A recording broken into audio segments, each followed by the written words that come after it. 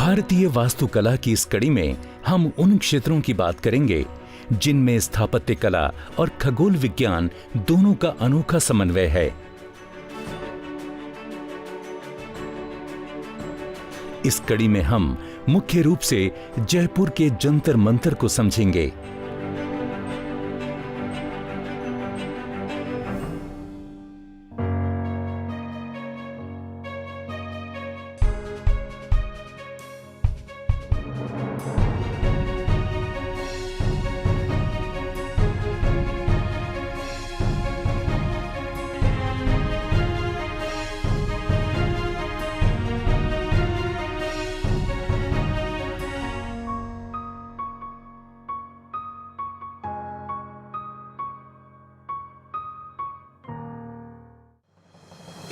यदि हम खगोल विज्ञान और खगोल भौतिकी के अध्ययन के इतिहास में जाएं, तो पाते हैं कि इनकी शुरुआत भारत में ईसा पूर्व पहली शताब्दी से हुई थी, जब प्रसिद्ध खगोल विज्ञानी और गणितज्ञ इस क्षेत्र की आधारशिला रख रहे थे।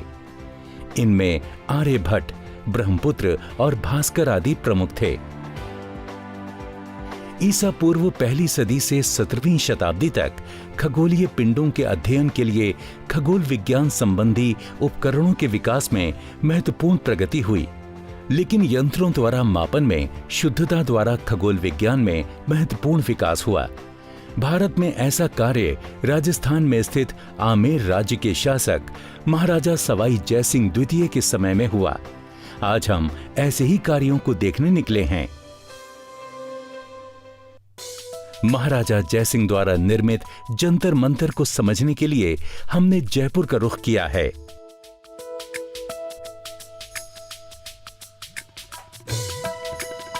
एक रोचक तथ्य यह भी है कि आधुनिक जयपुर शहर का नाम जयसिंह के नाम पर रखा गया है।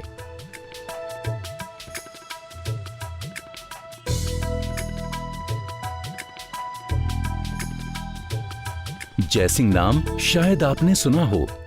जयसिंह ऐसे शासक थे जो गणित और खगोल विज्ञान में गहरी रुचि रखते थे। 1724 से 1730 के दौरान उन्होंने 5 खगोलीय वेधशालाओं का निर्माण कराया, जिनमें से दिल्ली, जयपुर, मथुरा, वाराणसी और उज्जैन में एक एक वेधशाला स्थित हैं।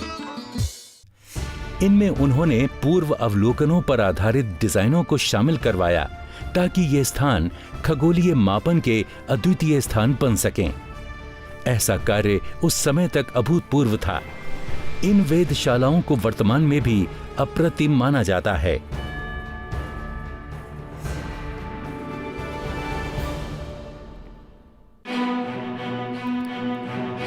इन उपकरणों को विस्तार से समझने से पहले हम उस समय तक मान्य खगोलीय सिद्धांतों पर नजर डालते हैं। 16वीं सदी में ब्रह्मांड के केंद्र में पृथ्वी के होने और उसके चारों ओर अन्य ग्रहों द्वारा परिक्रमा करने की धारणा को निकोलस कोपरनिकस ने चुनौती दी। ब्रह्मांड के केंद्र में सूर्य के स्थित होने संबंधी कोपरनिकस के सिद्धांत को क्रांतिकारी घटना कहा जा सकता है, जिससे ब्रह्मांड संबंधी चली आ रही धारणा और पृथ्वी और मानव के महत्व को चुनौती मिली। वैसे तो जयसिंह ने इस सिद्धांत को स्वीकार नहीं किया, हालांकि उनके जैसे विद्वान ने इस सिद्धांत के बारे में सुना और पढ़ा अवश्य होगा, लेकिन हो सकता है कि वो सदियों से चली आ रही टॉलमी की पृथ्वी केंद्रित ब्रह्मांड वाली धारणा पर अविश्वास नहीं कर पाए होंगे।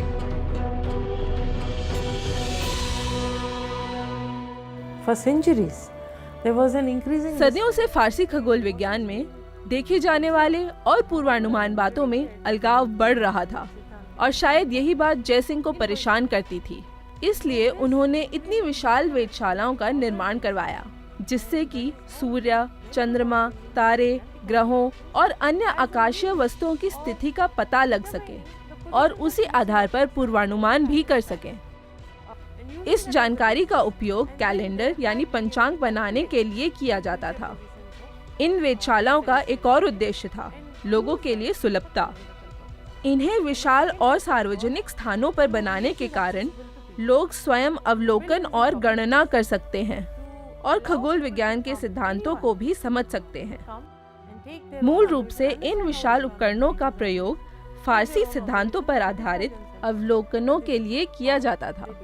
But basically they were pure position astronomy measuring instruments built on gigantic scales.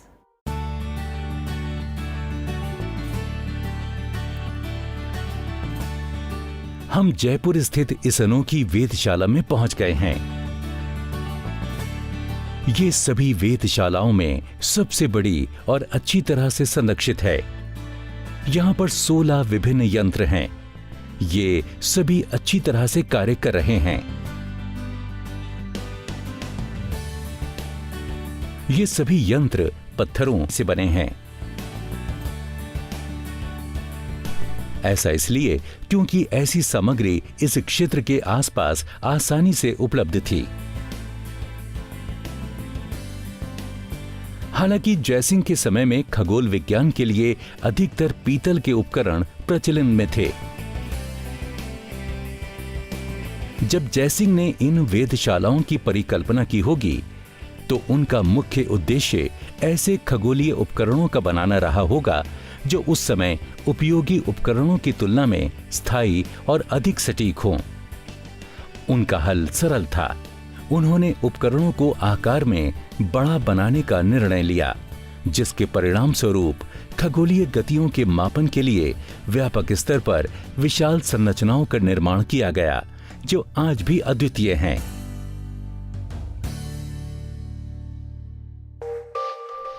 हम सबसे पहले सम्राट यंत्र को देखते हैं, जिसे सुप्रीम यंत्र भी कहते हैं। ये एक विशाल भूमध्य सूर्य घड़ी है। हालांकि विश्व में प्रचलित अन्य प्राचीन सूर्य घड़ियों और इसमें अधिक अंतर नहीं है, लेकिन सम्राट यंत्र इसलिए महत्वपूर्ण है क्योंकि इसके द्वारा समय मापन की इतनी सटीकता इससे पहले के यंत्रों में नहीं थी। ये 2 सेकंड तक के समय को सटीकता से माप सकने में समर्थ था। इस यंत्र को समझने से पहले हम जल्दी से सूर्य घड़ी के सिद्धांत को समझ लेते हैं। सूर्य घड़ी आकाश में सूर्य की स्थिति के अनुसार बनने वाली छाया पर आधारित एक बहुत सरल यंत्र है। एक सरल सूर्य घड़ी में एक पतली सी छड़ होती है जिसे शंकु कहते हैं, जिसकी छाया डायल प्लेट पर पड़ती है, जिसमें घंटों की रेखाएं चिन्हित होती हैं। पृथ्वी के गति करने और सूर्य के आकाश में दिखाई देने पर डायल प्लेट पर पड़ने वाली शंकु की छाया से समय का पता चलता है। लेकिन यह इतना आसान नहीं है। पृथ्वी के अपने अक्ष पर झुकाव के कारण सूर्य की दृश्यमान गति रोजाना परिवर्तित होती है। पृथ्वी की वक्रता भी सूर्य घड़ी के पर्यवेक्षक के लिए समस्या उत्पन्न करती है। छड़ी का सूर्य के सापेक्ष बनने वाला कोण सतह पर सीधा पड़ता है, जो विभिन्न अक्षांशों के लिए अलग अलग होता है। इसका अर्थ है कि प्रत्येक घंटा गुजरने के साथ छाया में होने वाला परिवर्तन उसकी भौगोलिक स्थिति पर कम या अधिक निर्भर होता है। सूर्य घड़ी को इस प्रकार बनाया गया था कि वो इन परिवर्तनों से अप्रभावित रहे। इसके लिए आधार प्लेटफॉर्म को स्थिर रखा गया था, जबकि शंकु घूमता रहता है, जिससे पृथ्वी के झुके हुए अक्ष में होने वाले परिवर्तनों को देखा जा सकता था। एक दूसरी विधि से भी ऐसा किया जा सकता है, जिसमें प्लेटफॉर्म को अक्षांश और शंकु के सापेक्ष सीध में रखा जाता है। गणितीय रूप से ये प्लेटफॉर्म पर शंकु का केवल झुकाव है। चलिए देखते हैं जयसिंह द्वारा बनाई गई विशाल सूर्य घड़ी यहाँ कैसे काम करती है। सम्राट यंत्र का आवश्यक हिस्सा शंकु है। सरल भाषा में कहें तो ये एक त्रिकोणीय दीवार है, जिसका कर्ण पृथ्वी के अक्ष के समानांतर है। इस समकोण वाले त्रिभुज का आधार 44 मीटर है, जबकि इसका कर्ण 27 डिग्री का कोण बनाता है, जो कि जयपुर का अक्षांश है, और इसकी ऊंचाई 27 मीटर है। शंकु की दीवार में बड़े छेद बनाए गए हैं, जिससे तूफान इस उपकरण को प्रभावित ना करे। इस यंत्र के दोनों तरफ वृत्तीय खंड का जोड़ा है, जो कि भूमध्य के समानांतर स्थित है।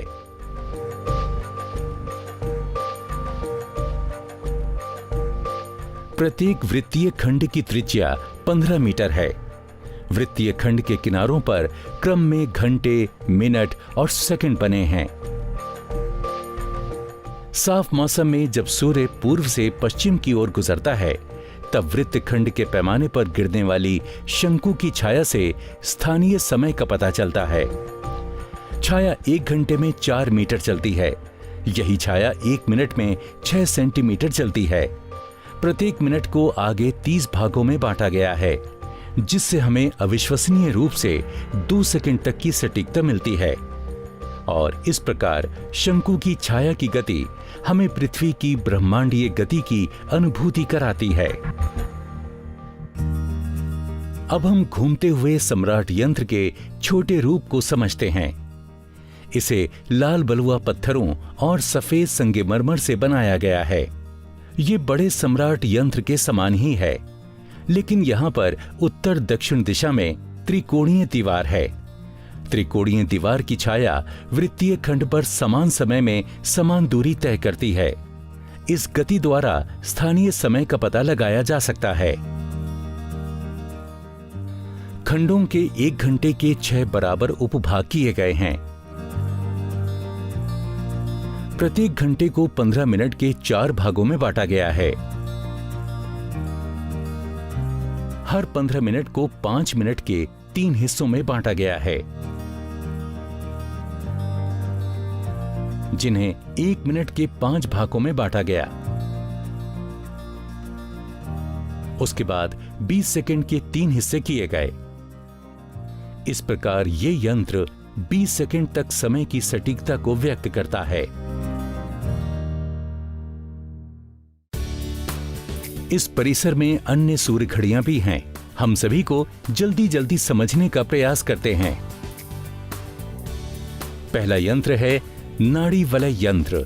ये एक भूमध्य सूर्य घड़ी है जो जयपुर के सूर्य की स्थिति और समय को मापती है। इस भूमध्य सूर्य घड़ी में डायल प्लेट भूमध्य के तल में स्थित है। यहां शंकु डायल प्लेट के लंबवत है। घंटों की रेखाओं को एक समान 15 डिग्री अंतराल पर रखा गया है। इस सूर्य घड़ी में यंत्रों का एक जोड़ा है। एक दक्षिण की ओर तो दूसरा उत्तर दिशा की ओर रुख करता है। पहले यंत्र का उपयोग सूर्य के दक्षिण गोलार्ध में होने पर यानी 24 सितंबर से 20 मार्च के दौरान किया जाता है। दूसरे यंत्र का उपयोग सूर्य के उत्तरी गोलार्ध में रहने पर यानी 20 मार्च से 22 सितंबर के दौरान किया जाता था। प्लेटों की दीवार दक्षिण की ओर ऐसे कोण पर झुकी हुई है जिससे यंत्र पृथ्वी के भूमध्य के तल के समानांतर रहे। केंद्रीय लौह का सिरा ध्रुव की ओर है। दोपहर में सूर्य उत्तर दक्षिण रेखा पर होता है। दोपहर से पहले छाया पश्चिम की ओर होती है और दोपहर के बाद पूर्व की ओर। समय को सामान्य तरीके से पढ़ा जा सकता है। अब हम राम यंत्र की ओर चलते हैं। इस यंत्र में खुले आकाश की ओर विशाल बेलनाकार ढांचे हैं, जिसमें केंद्र की ओर एक स्तंभ यानी पिलर है। ये 12 लंबवत स्तंभों और क्षैतिज खंडों में बटे हैं। स्तंभों की ऊंचाई बराबर है, जो कि इस संरचना की त्रिज्याओं के बराबर है। ये यंत्र उल्टे खगोलीय गोले को दर्शाता है, जिसमें क्षितिज शीर्ष पर है और चरम बिंदु आधार पर है। दीवारों की मंजिल और आंतरिक सतह पर पैमाने अंकित हैं, जो खगोलीय पिंडों की उन्नतांश और दिगंश के कोणों को दर्शाते हैं।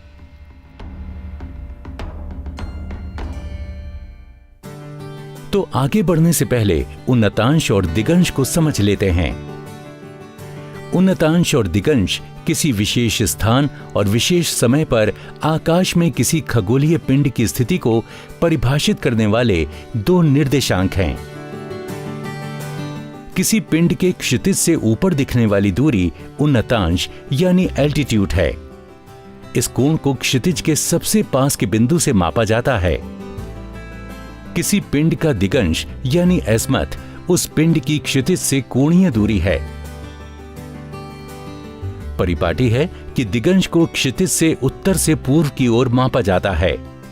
ये खगोलीय पिंड की दिशा निर्धारित करता है। उदाहरण के लिए कोई खगोलीय पिंड उत्तर में है तो उसका दिगंश 0 डिग्री होगा, पूर्व की ओर 90 डिग्री, दक्षिण की ओर 180 डिग्री और पश्चिम की ओर 270 डिग्री होगा। राम यंत्र में दिगंश को दर्शाने के लिए 360 सीधी रेखाएं अंकित हैं और उन्नतांश के लिए 90 क्षैतिज रेखाएं हैं। राम यंत्र का उपयोग किसी भी खगोलीय पिंड की स्थिति को देखने के लिए किया जाता है। ऐसा आकाश में किसी पिंड को केंद्रीय स्तंभ के शीर्ष और दीवार या फ्लोर के बिंदु से सीध में रख कर किया जाता है। दिन में केंद्रीय स्तंभ के शीर्ष से दीवार पर पड़ने वाली छाया के माध्यम से सूर्य की स्थिति को मापा जा सकता है। रात में पर्यवेक्षक निरीक्षण स्तंभ के शीर्ष एवं फ्लोर या दीवार के बिंदुओं के प्रक्षेपण से पूर्ण सीध में रखकर तारों या ग्रहों की स्थिति का पता लगा सकते हैं। इस फ्लोर को सीने तक की ऊंचाई तक के मंच पर स्थापित कर खुले अंतराल के साथ विभिन्न खंडों में व्यवस्थित किया गया है। ये खुला स्थान निरीक्षक को चिन्हित सतह के ऊपर आराम से जाने के लिए बनाया गया है।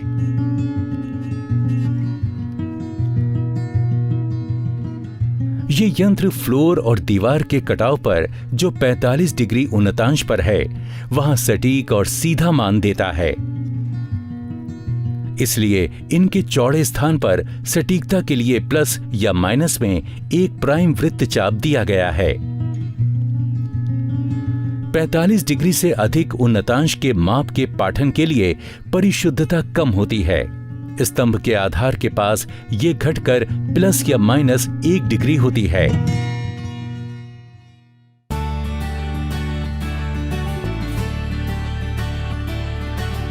जयपुर के जंतर मंतर में विश्व के बड़े एस्ट्रोलैबों यानी तारेक्षों में से एक स्थित है। एस्ट्रोलैब ऐसा मध्ययुगीन यंत्र है जिसके द्वारा खगोलीय पिंडों के समय और उनकी स्थिति को मापा जाता है। एस्ट्रोलैब का उपयोग दिए गए समय और विशिष्ट स्थान पर आकाश की स्थिति को देखने के लिए किया जाता है। ऐसा एस्ट्रोलैब के सामने की ओर से आकाश का ड्राइंग बनाकर और उसकी स्थिति को चिन्हित कर आसानी से उन्हें खोजने में किया जाता है। एस्ट्रोलैब का उपयोग करके आप विशिष्ट समय और तिथि को गतिमय घटकों को समायोजित कर सकते हैं। एक बार सेट हो जाने पर अधिकतर आकाश दृश्यमान और अदृश्यमान इस उपकरण के किनारों पर वर्णित हो सकते हैं। इसके माध्यम से अनेक खगोलीय समस्याओं को बहुत दृश्यमान तरीके से सुलझाया जा सका है। एस्ट्रोलैब का ये रूप कैसे काम करता है, इसी उत्सुकता के चलते हम बड़े से यंत्र राज की ओर चलते हैं। ये 3 मीटर ऊंचा और लगभग 400 किलो वजन वाला यंत्र है। ये आकाशीय गोले में दृश्यमान हिस्से का नक्शा है जिसका उपयोग विशाल मात्रा में उपलब्ध खगोलीय आंकड़ों की गणना में किया जाता था। इस उपकरण के छिद्र में अलग से प्लेट को रखकर जिसे 0 से 180 डिग्री तक अंशांकित किया गया है, विभिन्न ग्रहों की स्थिति की गणना की जा सकती है। उनके समय अंतराल का विभाजन करके किसी ग्रह की घूर्णन गति और सूर्य एवं चंद्र ग्रहणों की तिथियों का पता लगाया जा सकता है। इसके अलावा सूर्योदय, सूर्यास्त और चंद्र के अस्त होने के समय आदि की गणनाएं भी की जा सकती हैं। बाईं ओर लगी डिस्क का उपयोग ब्लैक बोर्ड की भांति किया जा सकता है जिसमें अवलोकनों और गणनाओं को दर्ज किया जा सकता है।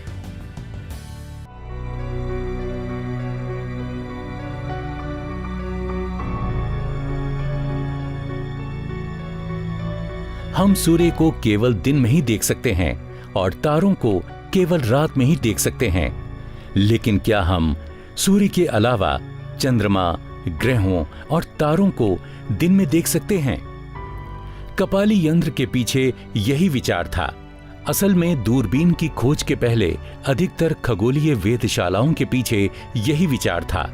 कपाली यंत्र पर 2 धंसे हुए गोलार्ध हैं। इनके क्षितिज को 0 से 90 डिग्री और 90 से 180 डिग्री पर अंशांकित किया गया है। ये यंत्र आकाश की पूरी संरचना और पृथ्वी के चारों ओर तारों की गति को प्रदर्शित करते हैं। प्रत्येक कटोरे पर आकाश का नक्शा उत्कीर्ण है, जो साल भर के दौरान विभिन्न खगोलीय पिंडों की गति और स्थिति को दर्शाता है। कटोरे की सतह के ऊपर तारों को व्यवस्थित किया गया है। इनके कटाव पर छाया सूर्य की स्थिति देती है, जिससे कटोरे पर खगोलीय नक्शे को प्रक्षेपित किया जा सकता है। इससे पर्यवेक्षक साल के किसी भी समय विभिन्न ग्रहों और राशियों के सापेक्ष सूर्य की स्थिति को निर्धारित कर सकते थे, जिनका उपयोग कुंडली और अन्य खगोलीय गणनाओं में किया जाता था।